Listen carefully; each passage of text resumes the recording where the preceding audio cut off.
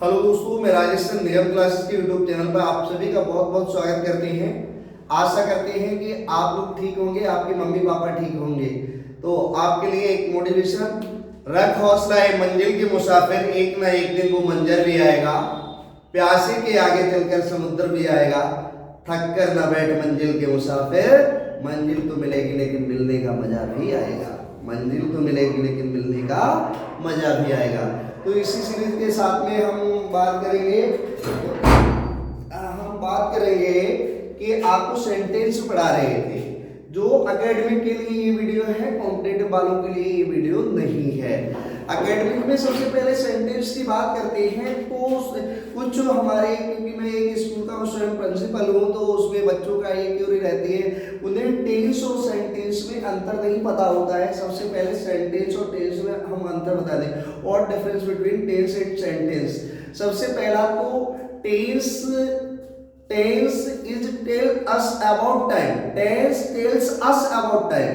Tense क्या है? हमें समय की अवधि के बारे में बताता है। समय की अवधि को हम क्या कहते हैं? टेंस कहते हैं। How many kind of tense? Tense के पूछा जाएगा टेंस कितने प्रकार के होते हैं, तो आप क्या कहेंगे कि there are 3 types of tense. Tense जो होते हैं 3 प्रकार के होते हैं, present tense, past tense, future tense. अगर पूछा जाए कि what is the definition of sentence, अगर सेंटेंस की बात करते हैं, डेफिनेशन ऑफ सेंटेंस क्या होती है, तो a group of word have complete sense is called sentence. एक शब्दों का ऐसा समूह जिसका कोई निश्चित अर्थ निकलता हो, वो सेंटेंस कहलाता है।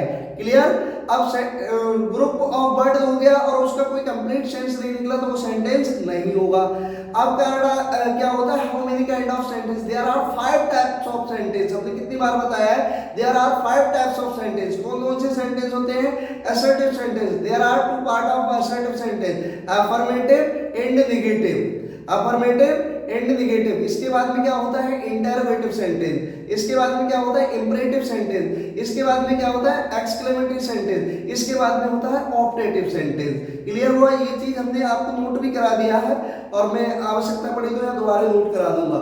इसके बाद में आता है कि हाउ मेनी काइंड ऑफ सब कैटेगरी ऑफ सेंटेंस। सेंटेंस की सब कैटेगरी कितने प्रकार की होती है? देयर आर 12 टाइप ऑफ सब कैटेगरी ऑफ सेंटेंस। सेंटेंस की जो सब कैटेगरी होती है वो 12 प्रकार की होती है। आप कहेंगे कौन से? Present indefinite tense, past indefinite tense और फ्यूचर इंडेफिनिट टेंस। आप क्या कहेंगे कि अभी सेंटेंस को टेंस में बदलने वो नहीं समझ पाते हैं कि अभी टेंस को सेंटेंस नहीं समझ पाते। ये समझ में आया? Present indefinite tense, past indefinite tense और future indefinite tense. Present continuous tense, past continuous tense और future continuous tense. Present perfect tense, past perfect tense और future perfect tense. Present perfect continuous tense, past perfect continuous tense और future perfect continuous tense. ये क्या होती है? सब category of sentence होती है। ठीक है? अब सबसे पहले कल हमने आपको इट और देयर का प्रयोग बताया था। इट देयर का प्रयोग बताया था और कुछ इंपरेटिव सेंटेंस बताए थे। लेकिन कुछ छोटे छोटे बच्चों की क्यूरी आई कि सर आप डायरेक्ट ऊपर से चल गए, छोटे से चलिए। छोटे से अगर हम चलेंगे तो आज हम बात करेंगे प्रेजेंट इंडेफिनिट टेंस की। लगभग हम 7 से 8 तो सेंटेंस बताएंगे और कुछ इसकी विशेषताएं बताएंगे। इसके प्रेजेंट इंडेफिनिट टेंस की, present indefinite tense, indefinite tense. Present indefinite tense में क्या होता है बच्चे? जिसे हम बोलते हैं वर्तमान काल टेंस, इसे हम प्रेजेंट इंडेफिनिट लग जाता है तो इसे कहते हैं पूर्ण वर्तमान काल हिंदी में। अब आपको इसके जैसे हिंदी वाक्य को जब ट्रांसलेट करते हैं तो सबसे पहले ये पता होना चाहिए। कुछ बच्चे अगर प्रेजेंट इंडेफिनिट टेंस का दिया है तो वो क्या गलती कर देते हैं? वो इज लगा देते हैं। और अगर कॉन्टिन्यूअस का दिया है तो वो क्या लगा देते हैं? विल लगा देते हैं। तो ये चीज पहचानने के लिए सबसे पहले तो हमें ये वाक्य की पहचान की आवश्यकता होती है कि वाक्य की पहचान कैसे करें। वाक्य की पहचान करेंगे, जैसे हमने लिखा मैं बाजार जाता हूं। क्या लिखा हमने? मैं बाजार जाता हूं। मैं बाजार जाता हूं, यहां हमने लिख दिया। अब कुछ बच्चे इसमें इज का प्रयोग कर देंगे, जबकि पूर्णतः ये गलत है, क्योंकि ता, ती, ते हिंदी सेंटेंस के हमने बताया कि बाकी के हिंदी वाक्य के अंत में ता है, ती है, तू है, ये शब्द अगर आ जाते हैं तो तो वहां पर समझ लेना चाहिए कि ये प्रेजेंट इंडेफिनिट टेंस का है। अब प्रेजेंट इंडेफिनिट टेंस में भी अगर वो अफर्मेटिव है तो हम क्या करते हैं, हेल्पिंग वर्ब का यूज नहीं करते हैं। फिर किसका यूज करते हैं, हेल्पिंग वर्ब का यूज नहीं करते।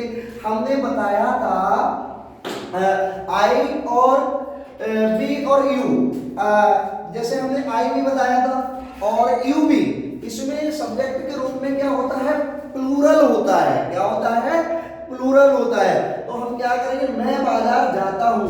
अब इसमें क्या होता है, जब हम असर्टिव सेंटेंस में क्या करते हैं, हम हेल्पिंग वर्ब नहीं लगाते हैं, तो हम क्या करते हैं, मैन वर्ब के फर्स्ट फॉर्म में एस या एस जोड़ देते। कब, जब सब्जेक्ट क्या है, सब्जेक्ट सिंगुलर पर्सन है। तो अगर सब्जेक्ट प्लूरल है तो हम एस या एस नहीं जोड़ते हैं। तो आई माने में आई और इसके बाद में गो, आई गो कहाँ जाते हैं, to market, I go to market, इसका हो गया।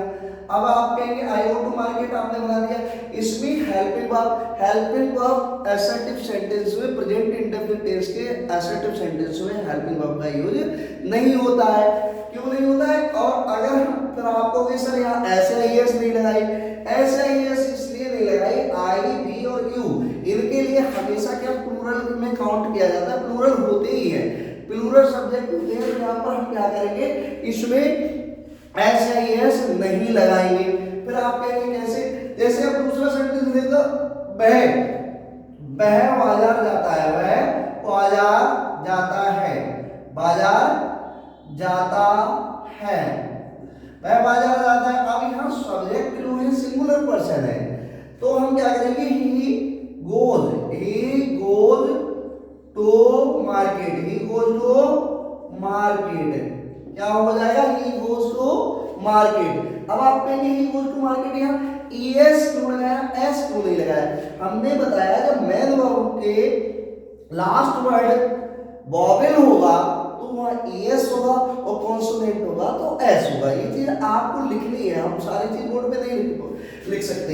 अब आप कहेंगे ठीक है सर, अगर ये ही नेगेटिव या इंटेरोगेटिव हुआ तो, अब इसमें हमने नेगेटिव की बात करी, मैं बाजार नहीं जाता हूं, मैं बाजार नहीं जाता हूं, नहीं जाता हूं, मैं बाजार नहीं जाता हूं।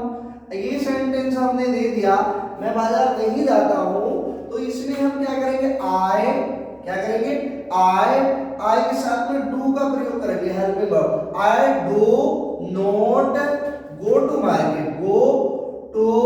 Market, I do not go to market, मैं बाजार नहीं जाता हूं।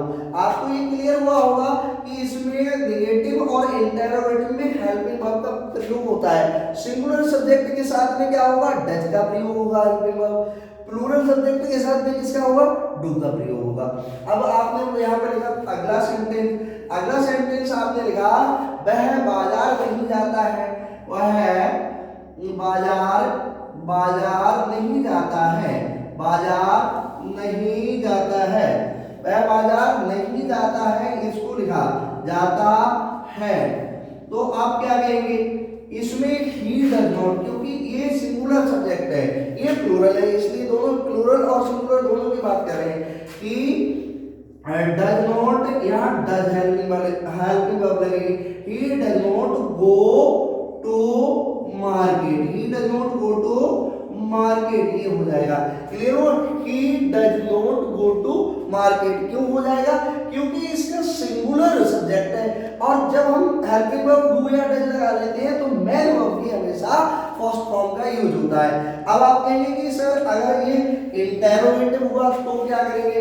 अब भैया जब ये इंटेरोगेटिव होगा तो हमने क्या करेंगे, तो हम ये करेंगे इंटेरोगेटिव वाले सेंटेंस में, प्रेजेंट इंडेफिनिट टेंस के में, कि हमने क्या लिखा, क्या तुम किताब पढ़ते हो, हमने लिखा क्या तुम किताब पढ़ते हो, क्या लिखा, क्या तुम किताब पढ़ते हो, ये सेंटेंस हमने लिख दिया, क्या तुम किताब पढ़ते हो। अब हमने लिख दिया अरे क्या तुम किताब पढ़ते हो, ये सेंटेंस ही गलत है। क्या तुम किताब हो, हमने ये लिख दिया, क्या तुम किताब पढ़ते हो, पढ़ते हो ये लिखना है। क्या तुम, इसमें सबसे पहले कब कहा, क्या वाले वाक्यों में, लेकिन ये इंटेरोगेटिव है, नॉट WH फैमिली, तो इसमें क्या होता है, ये क्वेश्चन मार्क चिन्ह जरूरी है। तो इस क्या की अंग्रेजी वॉट नहीं लगाती है, इस क्या की अंग्रेजी कभी वॉट नहीं लगती है। जिस सेंटेंस का वाक्य है उसी की हेल्पिंग वर्ब का इस क्या के लिए यूज होता है। अब यहाँ डू होगा क्योंकि प्रेजेंट इंडेफिनिट टेंस का, उसके बाद में जस्ट लगा हुआ सब्जेक्ट क्या है, प्लूरल है, तो डू यू क्या हो जाएगा, do you read the book, do you read the book. आप कहेंगे अच्छा, हम कहेंगे yes, do you read the book, ये इंटरोगेटिव। हमने बोला क्या वह किताब पढ़ता है, क्या वह आम खाता है, ऐसे लिखो, आम खाता है, क्या वह आम खाता है। अगर ये सेंटेंस हमने लिख दिया तो क्या की अंग्रेजी क्या आएगी, यहाँ डज आएगी, क्या आएगी, does. Does he eat mango, does he eat mango, mango क्या वह आम खाता है, डज ही ईट मैंगो। इसको हम इस तरह से बनाएंगे।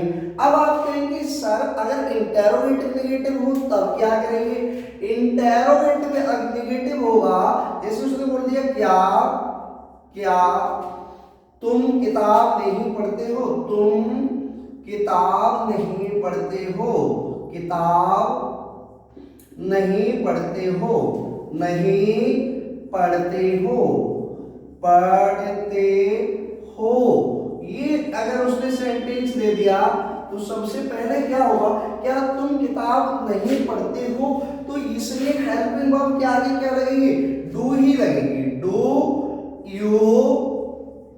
हेल्पिंग वर्ब क्या की अंग्रेजी क्या की मेनली डू हो जाएगी, do you note, do you note read the book, do you note read the book, do you not read the book. ये क्वेश्चन इस तरह से सेंटेंस को ट्रांसलेट करेंगे, do you not read the book. अब आपने कहा कि ठीक है, ये आपने इस तरह से बना दिया, इसी तरह से ये वाला बन जाएगा।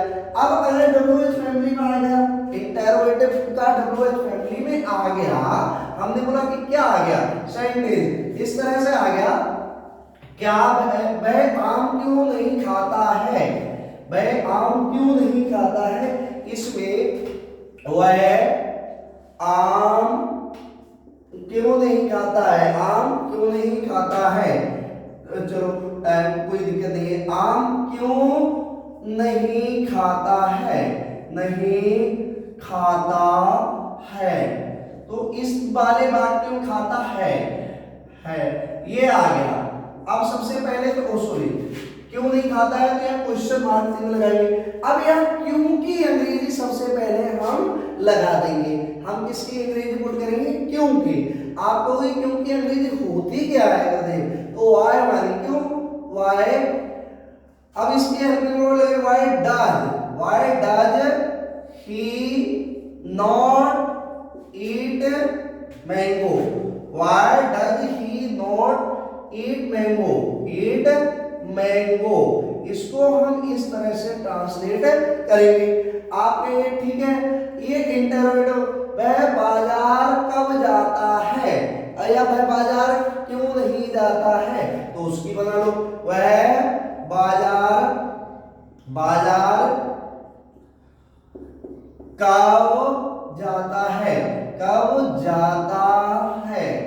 अगर इसको हम ट्रांसलेट करेंगे तो यहाँ कब की अंग्रेजी पहले आ जाएगी, व्हेन, क्या आ जाएगी, व्हेन, और डज ही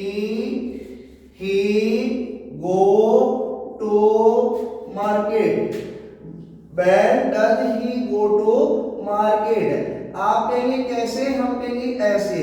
इसमें क्या होता है, सबसे पहले WH फैमिली की मीनिंग लगाते हैं, उसके बाद में हेल्पिंग वर्ब लगाते हैं, उसके बाद में सब्जेक्ट लगाते हैं, उसके बाद में ये मैन वर्ब हो गई, फिर ये ऑब्जेक्ट हो गया, तो इसे बनाते हैं। अब यहाँ पर आज हमने किसका क्लियर करा दिया, प्रेजेंट इंडेफिनिट टेंस का, और विस्तार से पढ़ाने के लिए बड़ी बड़ी वीडियो डालेंगे, उसमें बताएंगे। अगर आपको ये पसंद आए तो आप लाइक शेयर सब्सक्राइब करें। ज्यादा से ज्यादा thank you for watching this video.